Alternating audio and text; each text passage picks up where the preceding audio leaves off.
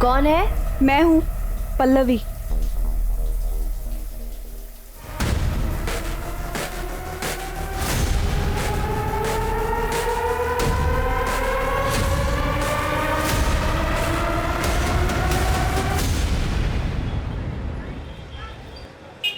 ठीक है माँ जी, मैं निकलता हूँ।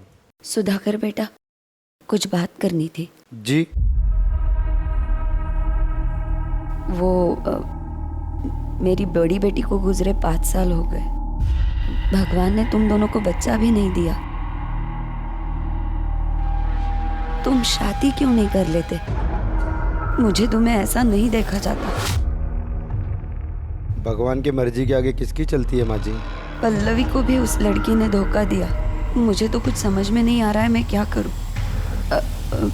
सुधाकर, तुम पल्लवी से शादी कर लो ना।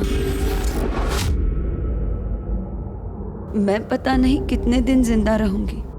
माँ जी, मैं उससे 20 साल बड़ा हूँ। लोग क्या कहेंगे? लोग तो ऐसे भी कीचड़ उछाड़ते रहते हैं। सुधाकर, मैं जानती हूँ तुम मेरे पल्लवी को बहुत खुश रखोगे। हाँ बोल दो। अब आपको मना भी तो नहीं कर सकता माँ जी, लेकिन एक बार पल्लवी से पूछ लीजिए, उसकी मंजूरी भी तो जरूरी है। हाँ, हाँ, मैं बात करती हूँ उससे।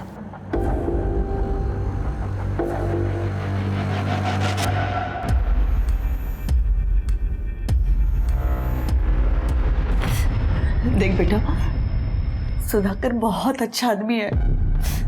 वो तुझे बहुत खुश रखेगा। तेरा किसी लड़के के साथ चक्कर होता ना तो भी ठीक था, लड़की के साथ जी। पर आई इस पे क्या गलत है? वीडियो इसका तो लोग थूकेंगे आप पर। तू सुधाकर के साथ शादी के लिए हाँ कर दे, वरना मैं अपनी जान दे दूंगी। हाय तू ये क्या कह रही है? तू ऐसा कुछ नहीं करेगी। मैं शादी के लिए रेडी हूँ।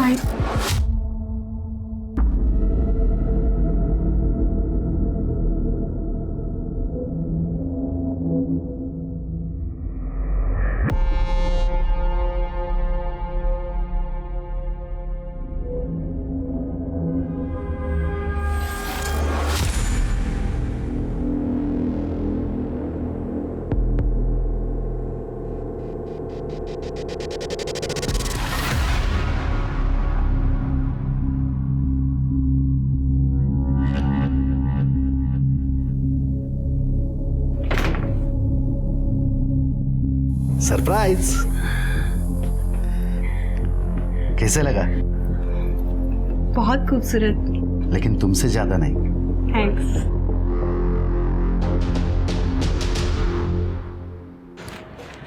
दादा, वो सीलिंग कॉन्ट्रैक्टर मेहता सेठ का फोन है, पैसे मांग रहे हैं। उनसे कहो अगले हफ्ते दे देंगे। ठीक है। मेहता सेठ का, मेरी अभी दादा से बात हुई है। दादा बोल रहे 1 हफ्ता रुको। अरे नहीं नहीं, ऐसी बात नहीं है सर। अरे क्या हुआ रामू, क्यों रो रहे हैं? सर, मेरी माँ बहुत बीमार है, मुझे छुट्टी चाहिए। अरे जाओ। अरे सुनो सुनो, कुछ पैसे रखो और कुछ जरूरत लगी तो फोन कर देना।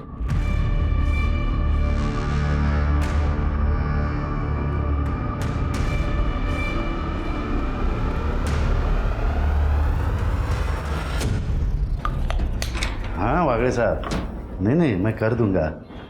अरे मैं कर दूंगा, बोला ना।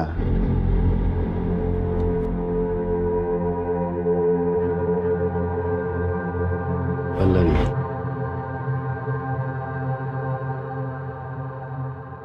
ये क्या कर रहे हैं आप? मेरा बिल्कुल भी मूड नहीं है। ठीक है, तुम्हारा मूड कैसे ठीक करना है मुझे आता है। 1 सेकंड, ये तुम्हारे लिए है। ये मुझे रात में पहन के दिखाना, मैं इंतजार करूंगा। ठीक है। मैं आता हूं।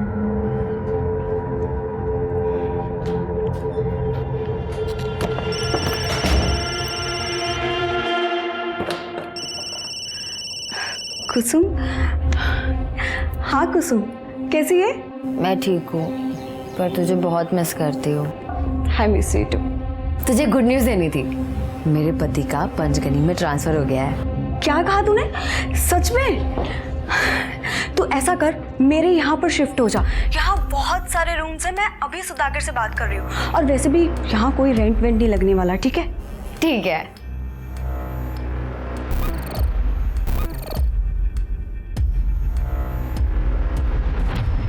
सुधाकर भाई, पैसा क्या रहो आप पूछो। नहीं, तारीख तो आज नहीं आती। जिग्नेश भाई, अभी होटल का कंस्ट्रक्शन आधा है, धंधा भी शुरू नहीं हुआ है अभी। कंस्ट्रक्शन आधा या पूरा ये मुझे पता नहीं है, मुझे तो पैसा चाहिए। यानी वायदो आज ना तो प्लीज़ जिग्नेश भाई, और थोड़ी मोहलत दे दीजिए ना प्लीज़। ठीक है, 2 महीने की मोहलत देता हूँ, उसके बाद में पैसा चाहिए। अगर नहीं मिला तो कैसे निकलवाना है तरीका मेरा होगा। जय श्री कृष्ण।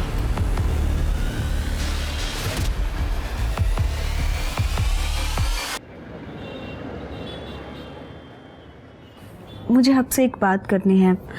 वो मेरी एक फ्रेंड है कुसुम, वो और उसके हस्बैंड हमारे ही शहर में रहने के लिए आ रहे हैं, तो मैं सोच रही हूँ कि क्यों ना हम उन्हें यहाँ अपने साथ रख लें। वैसे भी अपने पास बहुत सारे रूम्स हैं। बीवी का हुक्म सर आंखों पर। सरकार, मैंने आपकी बात कभी टाली? बुला लीजिए।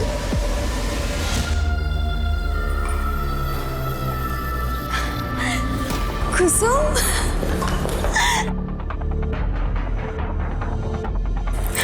हाय। मैं अभी अपने हस्बैंड को बुलाती हूँ। Sudhakar, meet my friend Kusum and her husband Deepak. Hello sir. Hello, nice to meet you. मैंने कहा था ना आपको कि ये दोनों यहीं रहेंगे। Welcome sir. Excuse me. या प्लीज कम।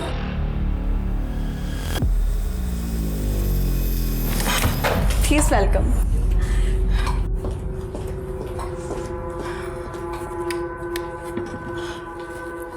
कैसा लगा रूम? एक्चुअली आपके आने से पहले ही मैंने रूम रेडी करवा दिया था। आपका बहुत बहुत शुक्रिया। ये कुसुम तो आपसे मिलने के लिए बेताब हो रही थी। चलो अभी आप दोनों सहेलियां गप्पे लड़ाओ। अब तो हम दोनों वो सब कुछ करेंगे जो शादी से पहले किया करते थे। अब मैं फ्रेश हो जाता हूँ।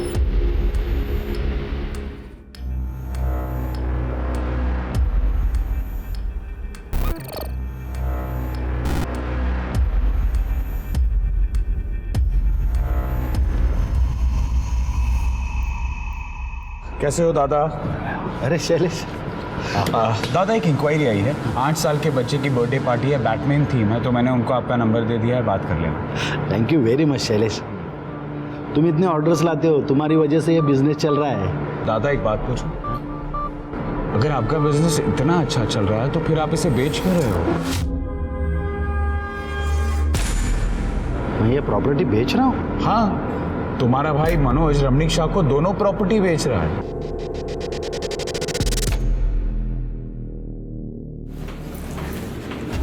लीजिए चाय, लीजिए चाय।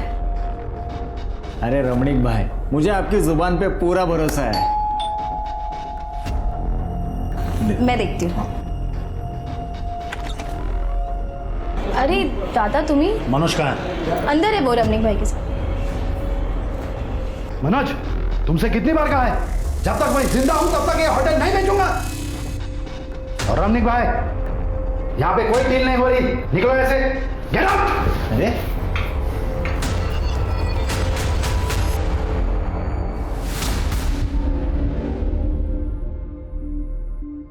आइंदा अगर मुझसे पूछे बगैर कोई डील की तो याद रखना, समझे?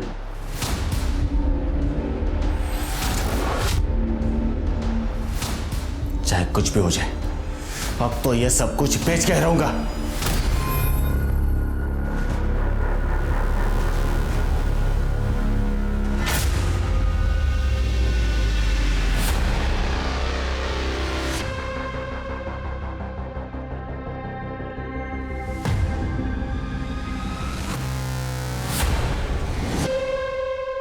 अरे हाँ भाई हाँ, बस निकल ही रहे हैं।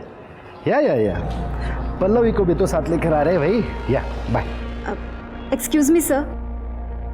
या सर मैंने सुना है आपकी न्यू होटल स्टार्ट हुई है। सर मैंने होटल मैनेजमेंट भी किया हुआ है और मुझे सेल्स का काफ़ी अच्छा एक्सपीरियंस है। सर मुझे जॉब की बहुत ज़रूरत है। क्या है कि ये होटल अभी अंडर कंस्ट्रक्शन है, ये होटल पूरा हो जाएगा तब आ जाइए। पर सर आप एक बार देख लीजिए ना सर। Please leave.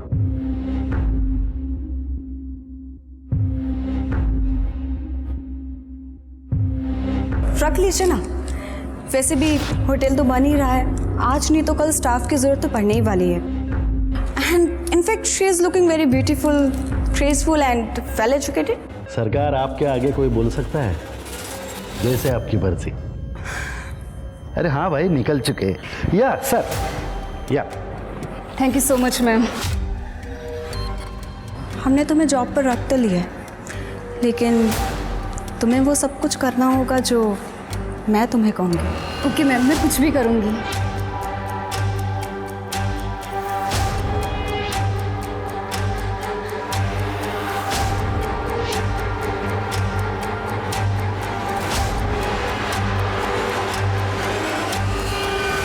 दादा 25 को अपना बैंक्वेट खाली है क्या?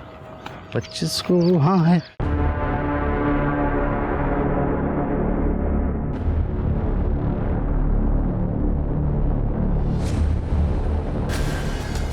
तो मैं जाऊं दादा? यस।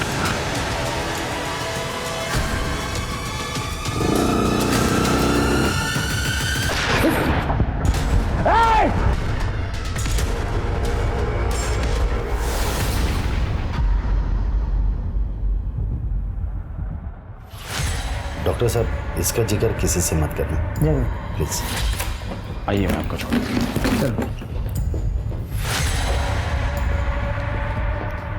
मुझे बहुत ज़्यादा टेंशन हो रही है, हम पुलिस स्टेशन चलते हैं कंप्लेंट करने के लिए। अरे नहीं, शायद ये मनोज का काम होगा। पुलिस केस हो गया ना तो अपने होटल का नाम उछलेगा, बिजनेस पर असर होगा। अरे तुम टेंशन मत लो, अरे गोली सिर्फ छू कर चली गई है।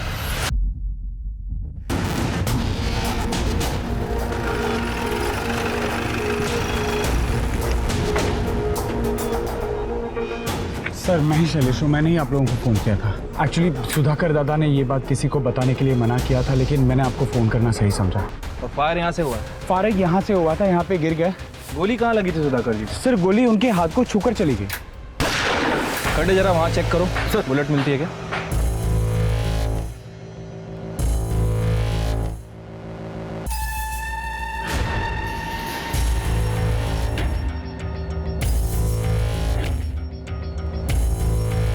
सर इधर आइए।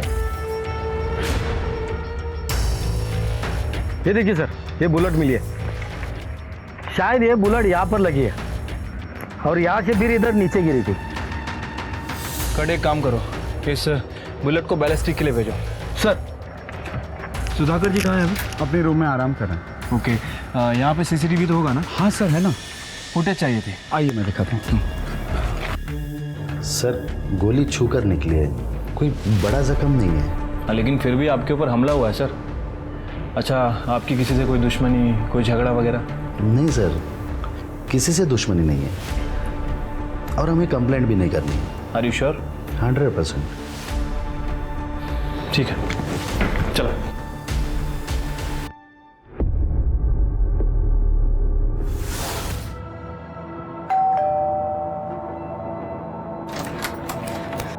मनोज कहाँ है? अंदर है वो। तुम्हें शर्म नहीं आती? तुमने अपने ही भाई पर हमला करवाया। वही आप ये क्या कह रही हैं? सही कह रही हूँ मैं।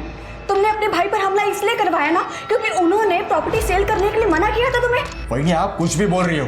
मैं मानता हूँ भाई और मेरे सोचने का तरीका अलग है, लेकिन इसका मतलब यह नहीं कि मैं उन पर हमला करवाऊंगा। और ऐसा करने की सोचना भी मत, वरना मुझसे बुरा कोई नहीं होगा। ये वही जो कह रही थी वो सच है? अरे कायपन काय बोलते कविता, तेरी कसम मैंने ऐसा कुछ नहीं किया। सर, सुधाकर पे जिस गन से फायर किया गया था उसकी बैलिस्टिक रिपोर्ट के हिसाब से वो देसी कट्टे से फायर हुआ था सर। अच्छा। और क्राइम सीन का सीसीटीवी फुटेज भी मिला है। ये देखिए, ये 2 लोग हैं, बाइक से जा रहे हैं। बाइक में नंबर प्लेट भी नहीं है सर। आई विटनेस के डिस्क्रिप्शन के हिसाब से एक का डिस्क्रिप्शन मैच भी कर रहा है, और जिसने फायर किया था वो लेफ्ट हैंडेड है। एक काम करो शिरके, क्रिमिनल लिस्ट में देखो कौन लेफ्ट हैंडेड शूटर है और अपने खबरों को अलर्ट कर दो। ये सुधाकर ने कंप्लेंट की थी? नहीं सर। तो ये भी पता करो सुधाकर ने कंप्लेंट क्यों नहीं की। Okay sir.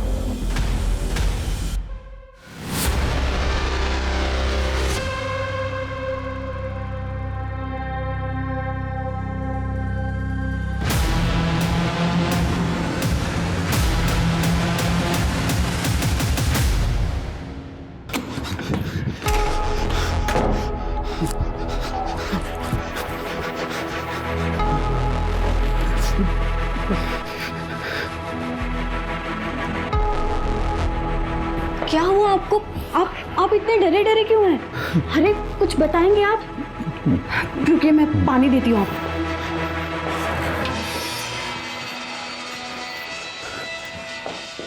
लीजिए।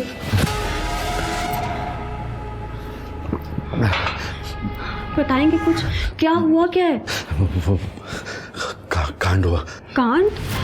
कैसा कांड? नहीं बता सकता। हम प्रॉब्लम में आ जाएंगे। प्रॉब्लम? कैसी प्रॉब्लम? तुम टेंशन मत लो, मैं सब संभालूंगा, लेकिन इस बारे में किसी से बात नहीं करेंगे। मैं संभालूंगा। फंस जाएंगे हम लोग फंस जाएंगे। अरे मेरी बात तो सुनिए, कुछ तो बताइए। फंस जाएंगे? सर ये लेफ्ट हैंड शूटर्स की लिस्ट है, कुल 135 नाम है इसमें। सर ये क्या? सर ये गणपत है, इसने रिसेंटली 3 लोगों को देसी कट्टे बेचे हैं, कपासवाड़ी में छुपा हुआ था। सब मारो मत, इन 3 जनों को बेचा था। बता। सब बताता हूँ सब।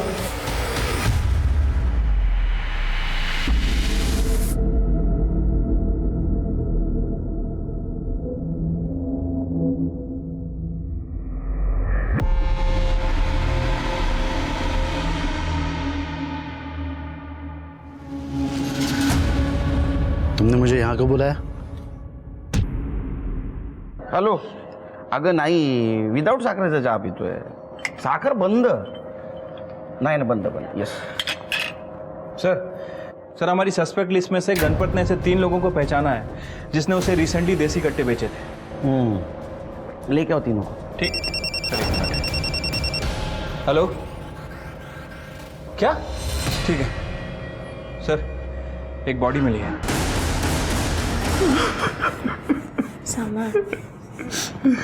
हे भगवान, कैसे हुआ? तुम्हारे भाई की लाश तुम्हारे घर के बाहर मिलती है, ये तुम्हें अजीब नहीं लगता? सर मैं खुद परेशान हूँ कि हमारे घर के बाहर मेरे दादा की लाश कैसे है। सर दादा बहुत अच्छे इंसान थे, हमेशा सबकी मदद करते थे। ये कौन? ये हमारे पेइंग गेस्ट है, कुसुम और दीपक। आपको मालूम है इस मर्डर के बारे में?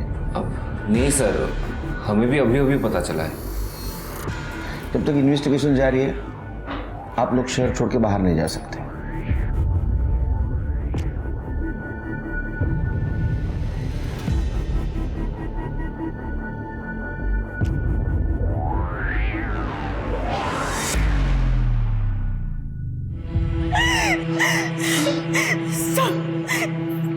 इनको इनके भाई ने मारा। मैं सच बोल रही हूँ। वो हमेशा कहता था कि होटल में बैंकेट सेल करने के लिए इनको, लेकिन इन्होंने नहीं करने दिया, इसलिए वो हमारे होटल में ना रहते हुए कहीं और रहता था।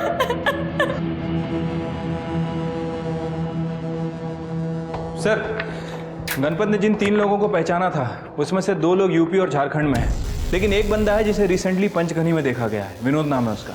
उठाओ उसको। ठीक है सर। ये सब मैं जीता। अभी अगला चल। और 100 के ना लोगों का सुपारी लेने का। सुधाकर को तू नहीं टपकाया ना? नहीं साहब, वो रमणीक शाह ने मुझे सुपारी दिया था सुधाकर को मारने का, लेकिन मेरा निशाना चूक गया साहब, मैंने नहीं मारा उसे। पहले हमले की नहीं दूसरे की बात कर रहा हूँ। दूसरा हमला साहब, मैंने दोबारा हमला नहीं किया। वो तो मामला ठंडा होने तक मैं यहाँ पे छुप कर बैठा था। माँ कसम मैंने सुधाकर को नहीं मारा है। अरे उठाओ इसे।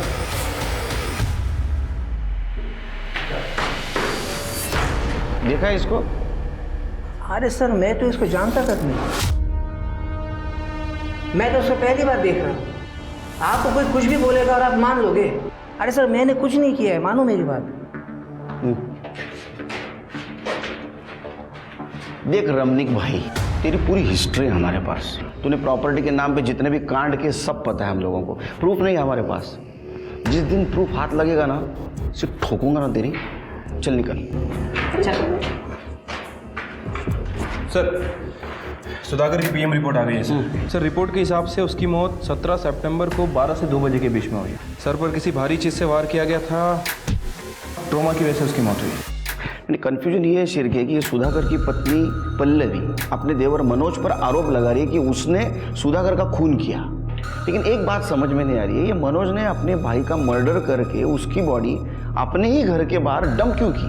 सर कहीं ये काम इस रमणीक का तो नहीं है, क्योंकि इससे पहले भी बहुत कांड कर चुका है। हमारे पास सबूत नहीं था इसलिए इसे छोड़ना पड़ा। ये रमणीक और मनोज दोनों पे ध्यान रखो, और सुधाकर की पत्नी पल्लवी उससे पूछताछ करो। साहब मैं आपको एक बात बताना भूल गई। करीब 12 दिन पहले 8 सितंबर को मेरे पति डरे हुए घर पर आए थे और कह रहे थे कि कोई कांड हो गया है। कांड हुआ? कांड? कैसा कांड? नहीं बता सकता, हम प्रॉब्लम में आ जाएंगे। किस तरह का कांड हुआ था कुछ बताया सुधाकर जी ने? नहीं सर, उन्होंने मुझे कुछ नहीं बताया, लेकिन कह रहे थे कि मुझे कि हमें जान का खतरा है। अच्छा हमें क्राइम सीन पे सुधाकर जी का फ़ोन नहीं मिला। क्या वो अपना फ़ोन घर पे भूल के गए थे? नहीं, उनका फ़ोन 17 तारीख से बंद आ रहा है। ठीक है। सर सुधाकर की 8 सितंबर की फ़ोन लोकेशन डिटेल्स। इसमें कुछ भी सस्पिशियस नहीं दिख रहा है। और सुधाकर उस दिन 3 से 3:30 के बीच में जनता नगर में मौजूद था। लेकिन जनता नगर जैसे सुनसान एरिया में क्या कर रहा था? वो भी आधा घंटा। ठीक है, जरा जनता नगर जाके चेक करो। ठीक है सर।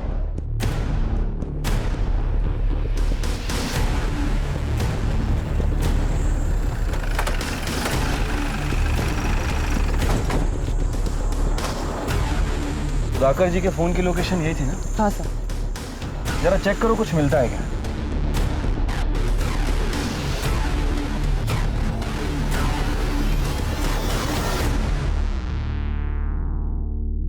सर वो सैंडल के डिटेल्स का क्या हुआ? सर उस औरत ने बेस्ट क्वालिटी ब्रांड की 6 नंबर की चप्पल पहनी हुई थी। एक ही वेबसाइट पर अवेलेबल है और तकरीबन 58 औरतों ने 6 नंबर की उसी डिज़ाइन की चप्पल इस वेबसाइट से मंगाई है। सर उन सारी औरतों की इंक्वायरी कर रहे हैं। सर ये विनोद जिसने सुधाकर जी पे हमला किया था, सर ये रमणीक शाह का नाम ले रहा है, लेकिन मुझे इसके ऊपर शक है सर, क्योंकि विनोद के अकाउंट में सुधाकर जी के भाई मनोज ने पैसे ट्रांसफर किए हैं।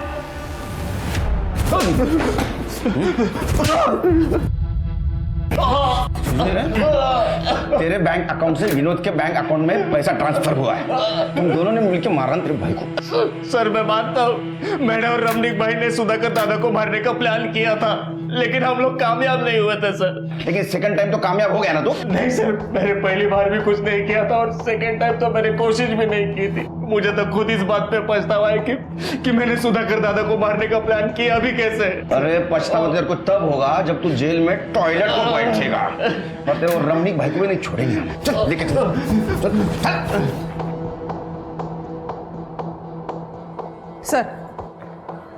सर बेस्ट क्वालिटी ब्रांड की सैंडल खरीदने वाली 57 औरतों से हमारी बात हुई है। सारे के सारे सही सलामत है, सिवाय एक औरत के। उसका नाम शोभा मेहता है, यही कि बिजनेसमैन प्रकाश मेहता की बीवी है वो। सर लेकिन शोभा मेहता की कोई भी मिसिंग कंप्लेंट दर्ज नहीं हुई है। तो इसका मतलब सुधाकर जिस कांड के बारे में बात कर रहा था शायद वो यही कांड होगा। क्या ये सुधाकर शोभा मेहता को जानता था? ये दोनों के मर्डर का आपस में कुछ ना कुछ कनेक्शन जरूर लग रहा है। प्रकाश मेहता से बात करो। सर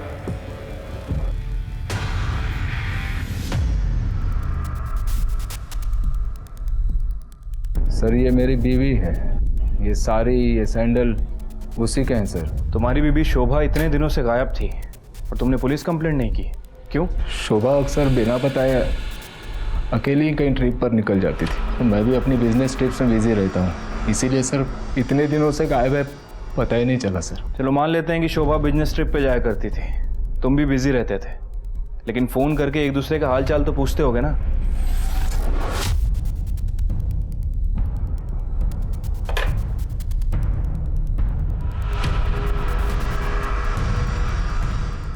अच्छा, तुम किसी सुधाकर माने को जानते हो? सर नहीं देखो शीर के मैं क्या बोल रहा हूँ। सर, शोभा की पोस्टमार्टम रिपोर्ट। सर, रिपोर्ट के हिसाब से शोभा की मौत गला घोटने की वजह से हुई है, रस्सी का इस्तेमाल हुआ और 8 सितंबर को दोपहर 2 से 4 बजे की उसकी मौत हुई है, जिससे सुधाकर का टावर लोकेशन मैच होता है। सर मुझे एक बात समझ नहीं आ रही है, ये प्रकाश की बीबी शोभा इतने दिनों से गायब है और इसे कोई खबर ही नहीं, और उसने जो कारण बताया सर वो तो बिल्कुल भी डाइजेस्ट नहीं हो रहा है। ये प्रकाश की कुंडली निकालो, देखो ये सच बोल रहा है झूठ। ठीक है सर, मैं उसकी कुंडली निकालता हूँ।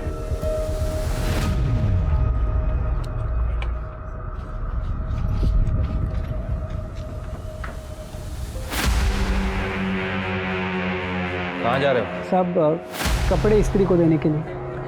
मेहता के घर में कितने साल से काम कर रहे हो? 4 साल से। 4 साल से, मतलब तुम्हें तो पता ही होगा कि उसके घर में क्या होता है क्या नहीं। तो तुम्हारे साहब और तुम्हारी मैडम के संबंध कैसे थे? साहब वो मैं घबराओ मत, तुम्हारा नाम नहीं आएगा, बताओ। वैसे तो हमारे साहब बहुत अजीब, मतलब अगर काम रहता है तो वो नॉर्मल रहते हैं, लेकिन जब शराब पीते हैं तो अचानक जानवर बन जाते हैं।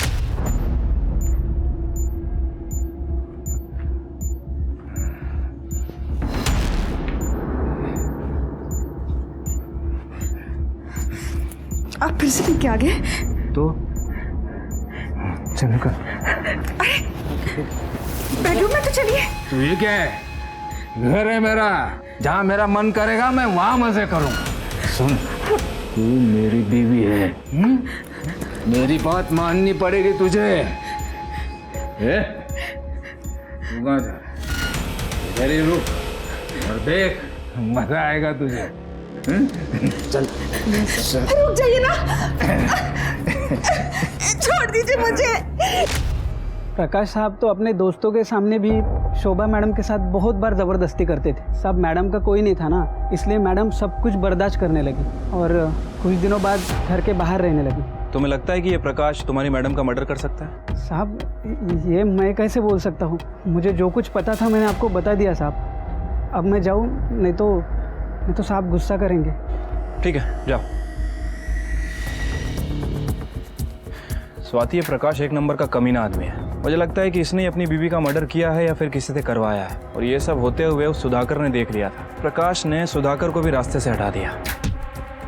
हाँ सर, हो सकता है, पॉसिबिलिटी तो है। एक काम करो, शोभा और सुधाकर इनकी और डिटेलिंग करो, आई एम श्योर कुछ ना कुछ हाथ जरूर लगेगा। सर, हमें तुम्हारे घर की तलाशी लेनी है। हाँ, शौक से लीजिए। कड़े सर,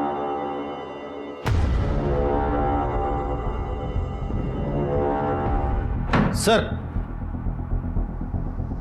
ये देखिए क्या मिला। तुम्हारी बीवी ने 4 महीने पहले एबॉर्शन करवाया था। ये बात तुमने हमें पहले क्यों नहीं बताई? सर मैं तो ये भी नहीं जानता था कि वो प्रेग्नेंट है। तो फिर ये रिपोर्ट कहाँ से आई? सर पिछले कई महीनों से हमारे बीच कोई फिजिकल रिलेशंस थे ही नहीं। देखो जो भी है सच सच बता दो, वैसे भी तुम ज़्यादा दिन तक बचने वाले नहीं हो हमसे।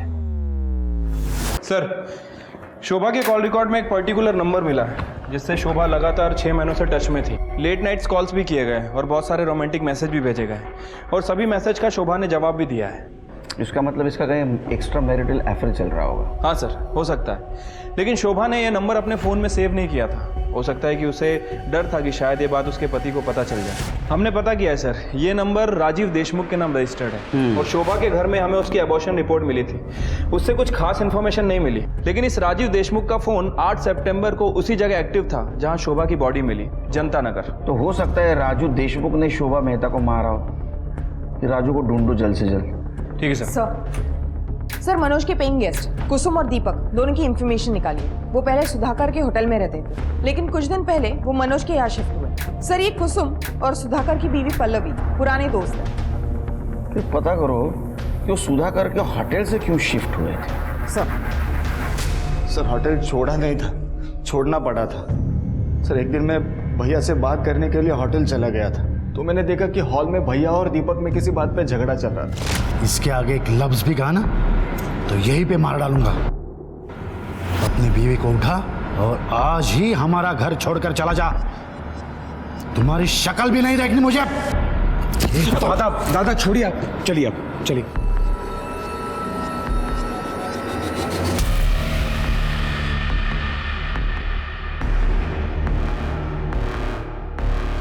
क्या हुआ भैया, इतना गुस्से में क्यों थे? वो तो मैं अभी बता नहीं सकता, लेकिन उन्होंने कहा है कि घर छोड़ के जाने के लिए। फिलहाल तो मुझे एक रहने के लिए बंदोबस्त करना होगा। तो एक काम करो ना, मेरे यहाँ एक कमरा खाली है, तुम और तुम्हारी बीवी आ जाओ। यहाँ जितना रेंट दे देते हो उतना ही दे दो। सर मुझे पैसों की बहुत ज़रूरत थी, इसलिए मैंने दीपक और उसकी पत्नी को अपने घर में रहने के लिए कहा था। होगी ना पैसों की ज़रूरत, क्योंकि भाई की सुपारी देने में तेरा पूरा पैसा खर्चा हो गया था। ये झगड़ा किस टाइम और किस वक्त हुआ बता दो। सर राजीव देशमुख की डिटेल्स निकाली हैं, पता चला है कि उसकी मौत 1 साल पहले ही हो गई थी। अच्छा, इसका मतलब उसका नंबर कोई और यूज कर रहा है। ये राजीव देशमुख के बारे में पता करो, माजरा क्या है। ठीक है सर। सर सुधाकर के होटल की 11 तारीख की सीसीटीवी फुटेज।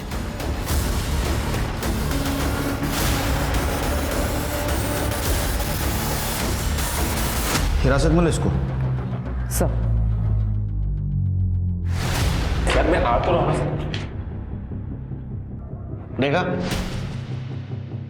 झगड़ा क्यों हो रहा था? क्या ऐसा तो नहीं कि सुधाकर को तूने मार दिया? अरे नहीं सर, ऐसा मैंने कुछ नहीं किया। कर दे। सर बोल। झगड़ा किस बात को लेके हो रहा था? सर एक्चुअली मेरी बीवी कुसुम और पल्लवी, इन दोनों के बीच में अफेयर चल रहा था। दोनों लेस्बियन है सर।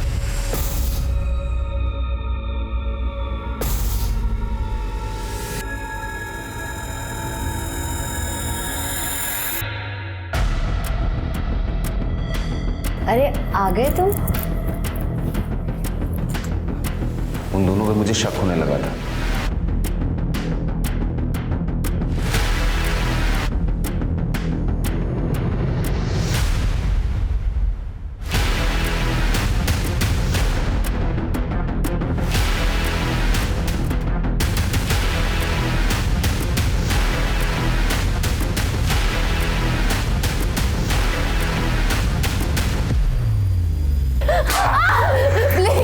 प्लीज मुझे माफ कर दो। प्लीज मेरी वीडियो डिलीट कर दो। वीडियो डिलीट कर दो? लेकिन मेरा गुस्सा शांत नहीं हुआ सर। मुझे वो वीडियो सुधाकर को दिखाना था, इसलिए मैं अगले दिन सुधाकर से मिलने गया। क्या बकवास कर रहे हो? शर्म नहीं आती? इतना गंदा इल्जाम लगाते हो मेरे बीवी पर। पल्लवी मुझसे बहुत प्यार करती है, इसके खिलाफ एक शब्द भी नहीं सुन सकता मैं। मेरे पास प्रूफ है, रिकॉर्डिंग किया है मैंने। बिना प्रूफ के आपके पास नहीं आता मैं। एक मिनट, वो वीडियोस बहुत आते हैं ना, तो पता नहीं चलता। एक मिनट में इसके आगे एक लफ्ज भी कहा ना तो यहीं पे मार डालूंगा। सुधाकर ने मुझे होटल छोड़ के चले जाने को कहा। मेरी बीवी बहुत रोई, गिड़गिड़ाने लगी। मुझे लगा कि इस मैटर को यही बंद कर देते हैं। वैसे भी सर, लोगों को जाके बताएंगे तो वो लोग मुझ पे हंसेंगे ना। चल थैंक यू सर। छिड़के मुझे नहीं लगता सच बोल रहा है। अच्छा, वो सीसीटीवी में सुधाकर का दोस्त शैलेश भी दिख रहा था, मतलब इस झगड़े के बारे में उसको पता था। हमसे क्यों नहीं बोला उसने? ये सब मैं कैसे बताता सर? बड़ी शर्म की बात। सुधाकर अपनी बीवी पे बहुत भरोसा करता था, लेकिन एक दिन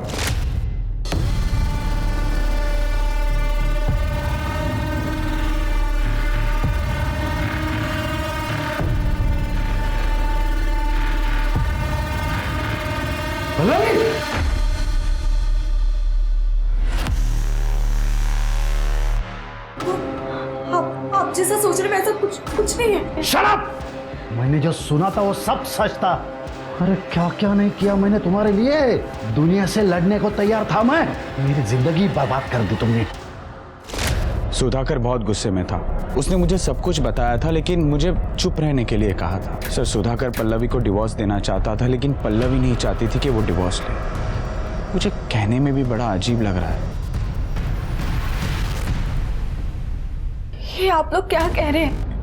मैं मेरे पति की मौत से पहले इतना ज्यादा परेशान हूँ और आप लोग मुझ पर इतना बड़ा आरोप लगा रहे हैं। मेरे और मेरे पति के बीच में कोई प्रॉब्लम नहीं थी सर। हम दोनों में बहुत ज्यादा प्यार था। आपको किसी ने बहकाया है सर। आगे ठीक है, पकड़ के रखो उसे। सर, सुधाकर जी के मोबाइल में किसी ने दूसरी सिम डाल के यूज करने की कोशिश की है। कर्डे ने उसे पकड़ लिया है। चलो।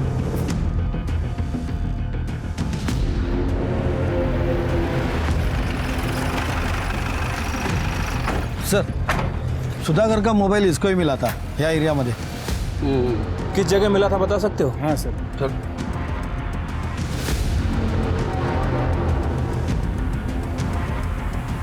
यही वो मुझे फोन मिला। करने स्वाति बगा कहीं सापड़ देगा।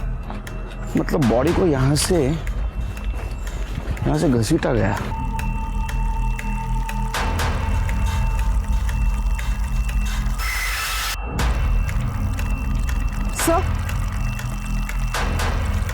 सर ये देखिए, ये चेन मिली है। तो मारने वाले की हो सकती है।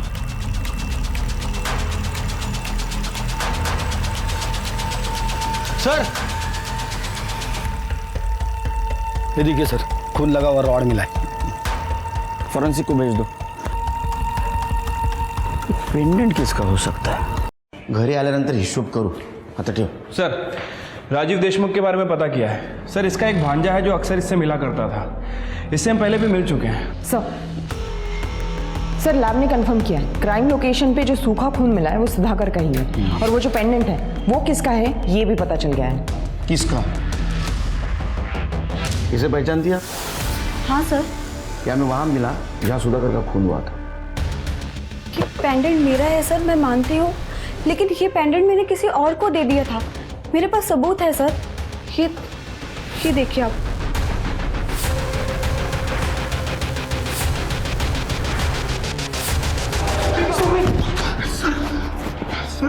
सर आपको कुछ गलतफहमी हुई है। मैं बेकसूर हूँ। गलतफहमी हमें नहीं, गलतफहमी तुझे हुई है। ये देख, ये तेरे मामा राजीव देशमुख का फोन है जिसे तू पिछले 1 साल से यूज कर रहा है उन्हीं के सिम कार्ड से। मैसेज दिखा। ये देख, इसमें तूने शोभा को शादी का वादा किया था। और एक और बात, ये देख, 8 तारीख को तेरे फोन का लोकेशन जनता नगर। अब बोलेगा चमत्कार दिखाओ। करने गया सर, मेरा और शोभा का अफेयर चल रहा था। अभी बोला। शोभा अपने पति से बहुत परेशान थी सर, इसलिए वो मुझसे प्यार करने लगी। उसका अबॉर्शन कराने के बाद वो मुझसे शादी करने की बहुत जिद कर रही थी। मैं तुमसे शादी नहीं कर सकता, मैं शादीशुदा हूँ। शोभा, मुझे लगा कि हम लोग सिर्फ टाइम पास कर रहे हैं, लेकिन तुम तो कुछ ज्यादा ही सीरियस हो गई। मुझे धोखा दिया? नहीं। मेरा इस्तेमाल किया? नहीं शोभा, मैं तुमको नहीं छोड़ूंगी। शोभा, तुम मेरे घर वालों को बता दूंगी तुम क्या चीज हो। छोड़ो मुझे। नहीं। शोभा मुझे बहुत धमकियां दे रही थी सर, इसलिए मैंने उसे माफ़ी मांगकर जनता नगर मिलने के लिए बुलाया। और सुधाकर अपने क्लाइंट से मीटिंग करके हाईवे से गुजर रहा था। मुझे देखकर वो मेरे पीछे आया और उसने मुझे खून करते हुए देख लिया। दादा, क्या कर दिया तूने? दादा, ये बात किसी को मत बताना प्लीज। अगर मैं इसे नहीं मारता तो ये मेरी जिंदगी बर्बाद कर देते। सुधाकर ने दोस्ती की खातिर मेरे राज को राज ही रखा। ये हमें वहां मिला जहाँ सुधाकर की लाश मिली, और ये रॉड जिससे तुमने सुधाकर को मारा था, तुम्हारे फिंगरप्रिंट्स है इसके ऊपर। पेंडेंट मेरा है सर, मैं मानती हूँ, लेकिन ये पेंडेंट मैंने किसी और को दे दिया था। मेरे पास सबूत है सर। ये देखिए आप।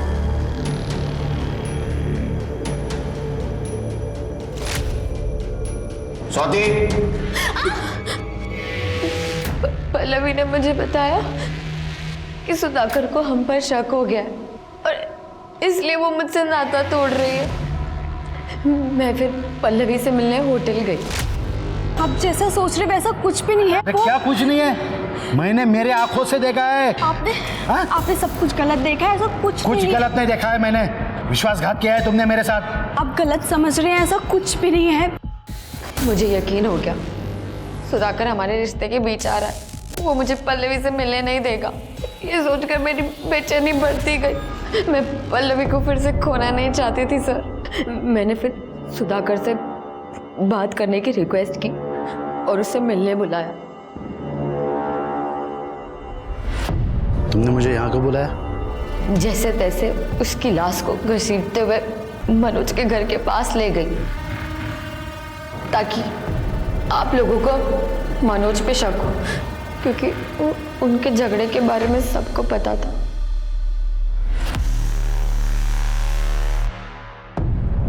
मैंने दीपक के मोबाइल से पल्लवी और मेरी वीडियो भी डिलीट कर दी। जिस पल्लवी के लिए तुमने इतना सब किया, उस पल्लवी का मोनिका के साथ अफेयर शुरू हो गया। क्या? नहीं, ऐसे नहीं हो सकता। पल्लवी मुझसे प्यार करती है। ये झूठ है। ये सच है। पल्लवी का दूसरा अफेयर मोनिका के साथ चल रहा था और इसीलिए वो तुम्हें अपने से दूर करना चाहती थी। और सुधाकर का और उसका झगड़ा भी इसी बात को लेकर हो रहा था।